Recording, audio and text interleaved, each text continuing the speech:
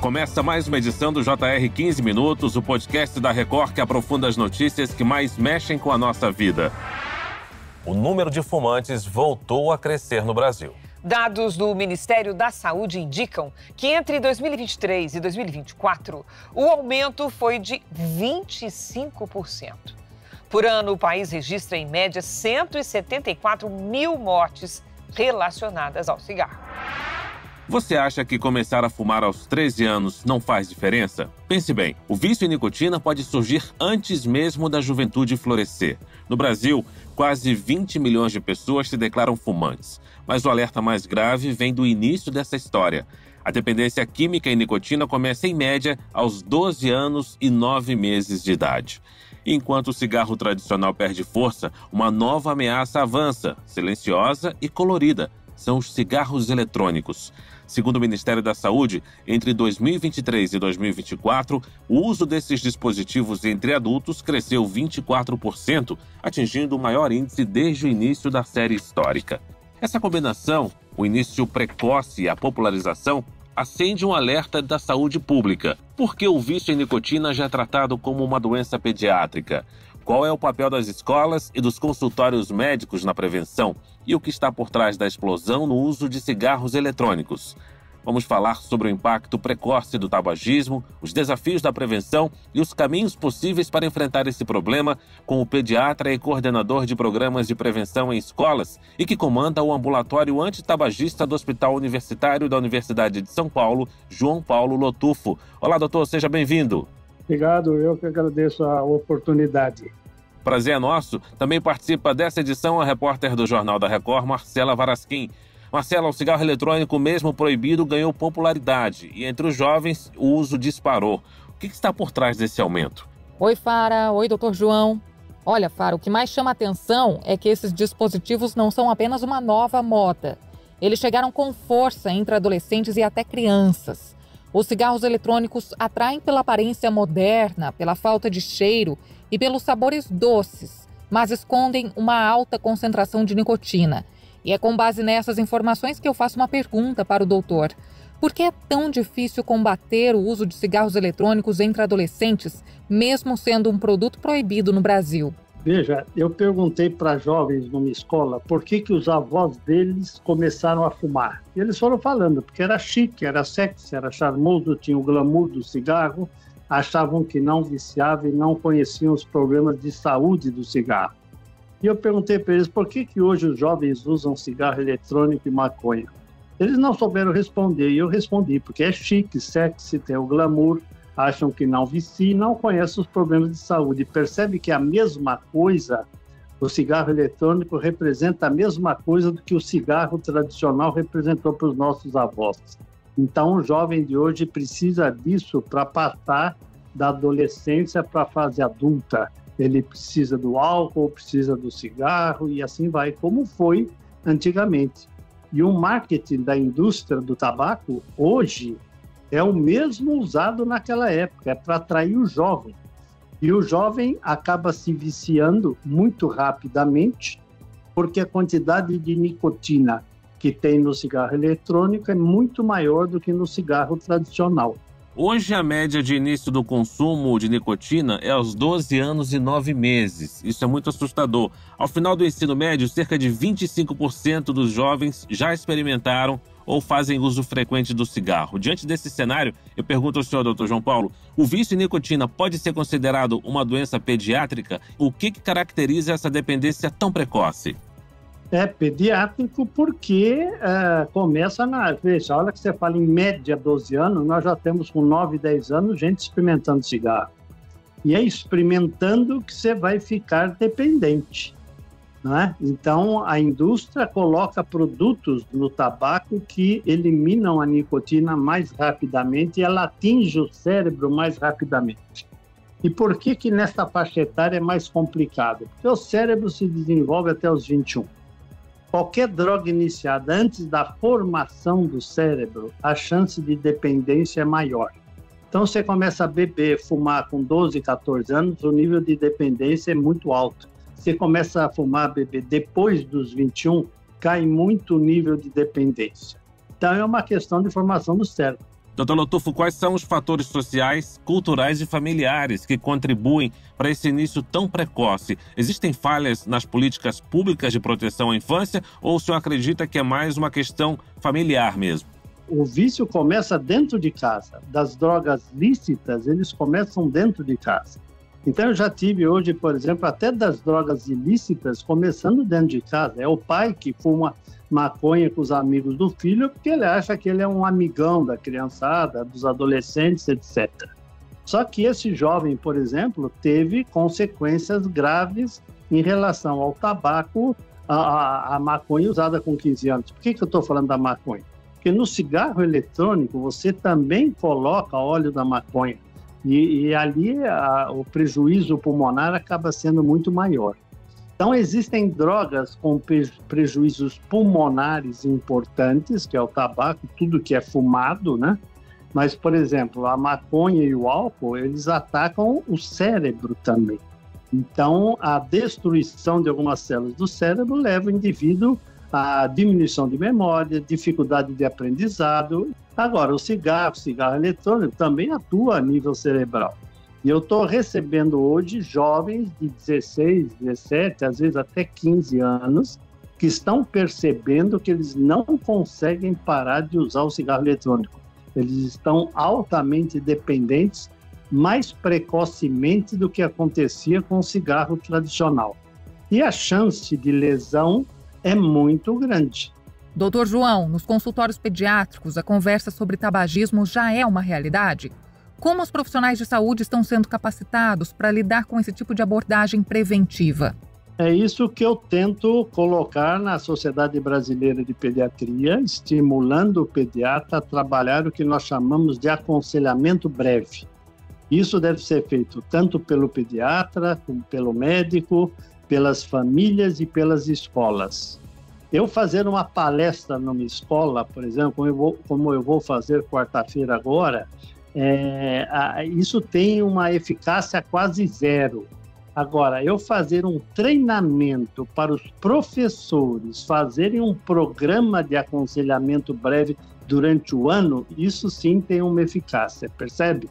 Então, o meu trabalho acaba sendo estimular os médicos, pediatras no caso, que é onde eu atuo, estimular as famílias, a gente conversa no consultório com as famílias, porque os pais também não sabem o risco do cigarro eletrônico.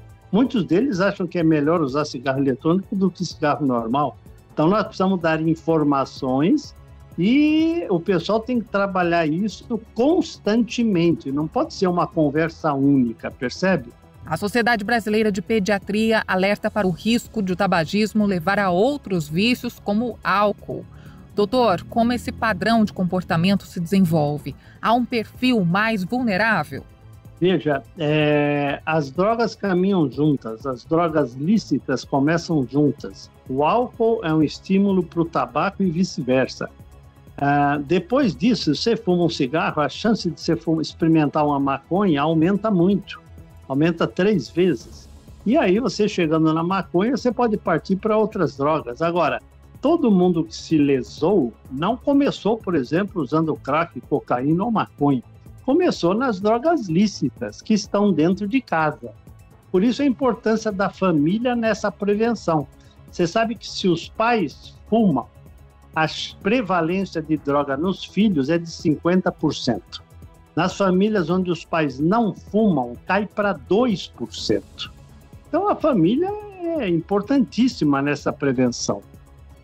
E a escola é a segunda família, né?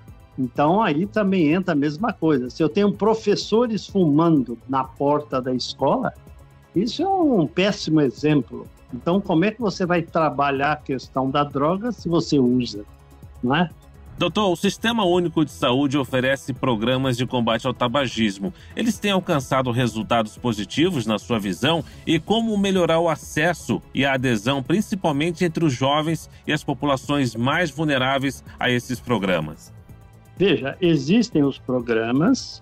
Eu acho que muita gente não tem a experiência que a gente tem com o programa do Hospital Universitário, que funciona há 20 anos. Geralmente, esses grupos funcionam 5, 6 reuniões, parou de fumar, ótimo, não parou, você vai entrar num outro grupo para começar tudo de novo.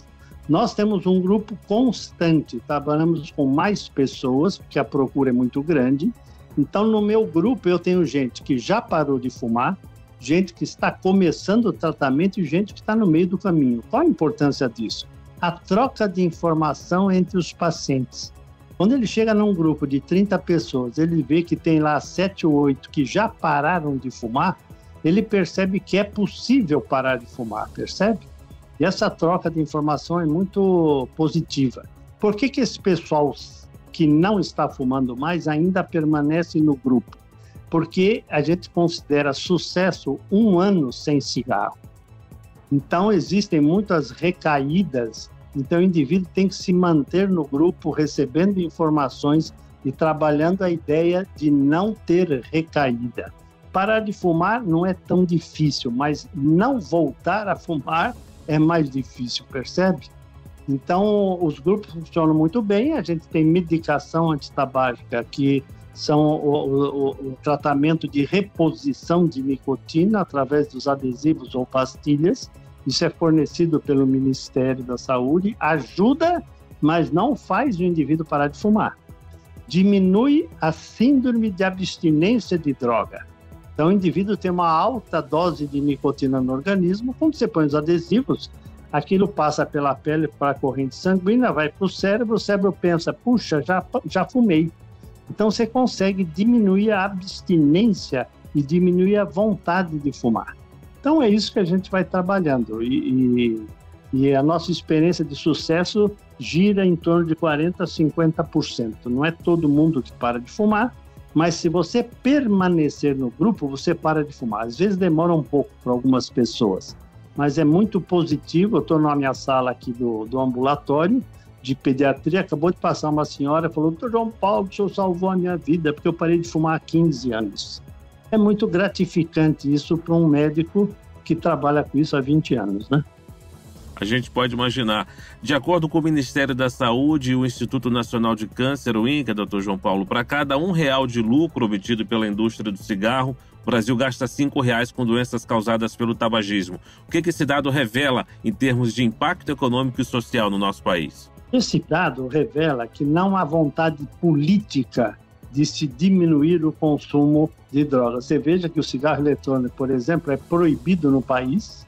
Ele é proibido fabricar, proibido importar, mas você encontra em tudo que é lugar.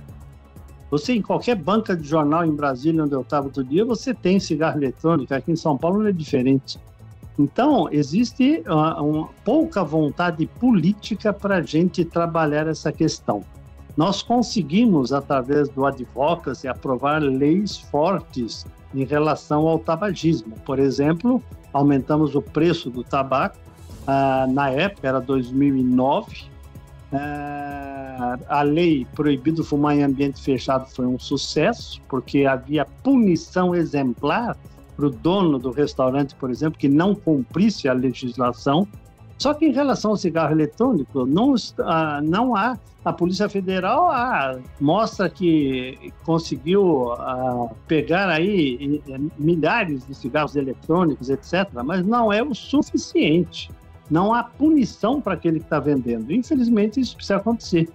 E nós somos premiados pela Organização Mundial de Saúde, o Ministério da Saúde, o Ministério da Fazenda, porque agora estão aumentando de novo, né, o tal imposto do pecado, vão aumentar o imposto do álcool e do cigarro.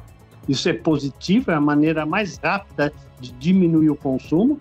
E a Anvisa foi premiada também pela Organização Mundial de Saúde, porque a Anvisa peitou a indústria do cigarro no sentido de manter a proibição de cigarro eletrônico aqui.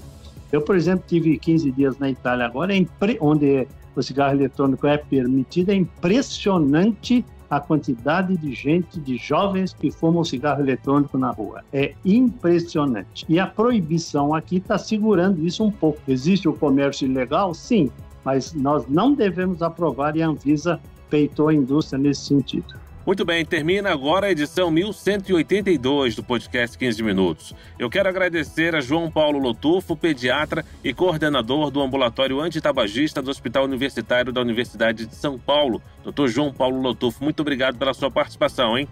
Eu que agradeço e qualquer coisa, o programa de prevenção nosso está no site drbartô.com.br. Qualquer um pode acessar e estamos à disposição aí pelo site de trocar ideias. Um grande abraço. Grande abraço. Eu agradeço também a presença da repórter do Jornal da Record, Marcela Varasquim. Obrigado, Marcela. Obrigada, doutor. Obrigada, Fara. Esse podcast teve a produção de David Bezerra e das estagiárias Amanda Fuzita, Isabela Santos e Yasmin Logrado.